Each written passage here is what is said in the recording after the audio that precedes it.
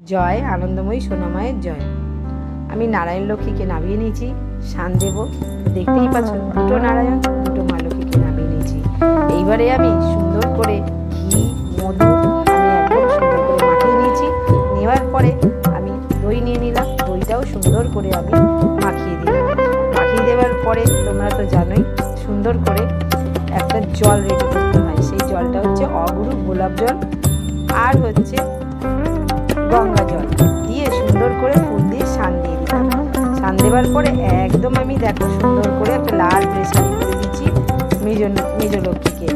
আর এবারে সুন্দর করে জায়গায় বসিয়ে দিলাম, নারায়ণকে লক্ষ্মীকে সুন্দর করে সাজিয়ে বসিয়েও দিয়েছি। দেওয়ার পরে